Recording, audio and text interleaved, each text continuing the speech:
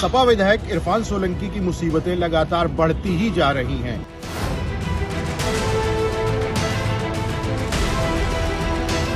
एक बार जिस प्लाट में आग लगाई उसके बाद जो मुकदमे दर्ज हुए थे वे अवेलेबल थे, यानी कि जिससे कोर्ट से जमानत हो सकती थी, उनको राहत मिल सकती थी, लेकिन उनके सलाहकारों ने उनको बुरी तरह फांस दिया है। लगातार फरारी के कारण कोर्ट ने नॉन अवेलेबल वारंट उनके और उनके भाई के खिलाफ जारी कर दिया था।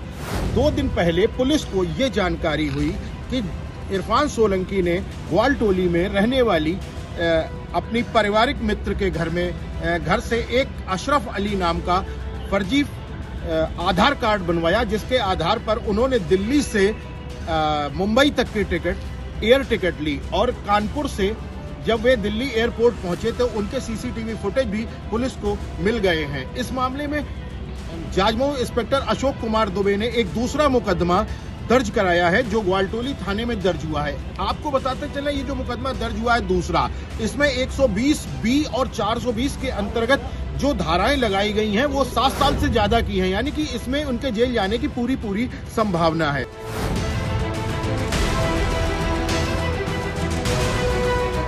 उनके परिवार पर भी समस्याएं खड़ी हो गई हैं। जो परिवार कुछ दिन पहले तक घर में रह रहा था वो परिवार अब घर छोड़ करके फरार हो गया है, यानी घर में ताला लग गया है और वहां पर पुलिस तैनात हो गई है।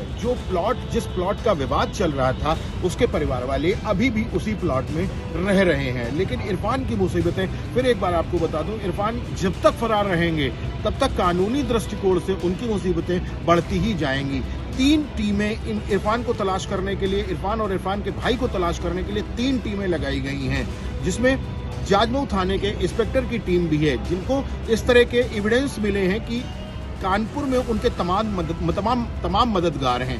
अब जितने भी उनके मददगार हैं उनके ऊपर पुलिस का शिकंजा कसने लगा है। उनकी पारिवारिक मित्र जो नूरी शौकत है उनकी माताजी पार्षद रही हैं और उनके पिताजी के खिलाफ तमाम सारे मुकदमे कानपुर के थानों में दर्ज हैं। कानपुर कमिश्नरेट के थानों में दर्ज इन मुकदमों की जानकारी पुलिस कमिश्नर ने मांगी हुई है। तो निश्चित रूप से इरफान और इरफान का परिवार एक बार फिर से पुलिस के घेरे में आ गया है। समाजवादी पार्टी के एक रसूखदार विधायक इनके पिता हुआ करते थे, हाजी मुश्ताक सोलंकी। जी हां, हाजी मुश्ताक सोलंकी इनके पिता हुआ करते थे और उनकी बनाई हुई संपत्ति के बाद उनकी बनाई हुई राजनीतिक संपत्ति पर ही इरफान यहां पर राज कर रहे थे। समाजवादी पार्टी का बुरा समय, यानी कि दूसरा नेता, पहला नेता आजम खां, जिस पर इतने मुकदमे लगा दिए गए कि वो पूरी तरह बर्बाद हो गए।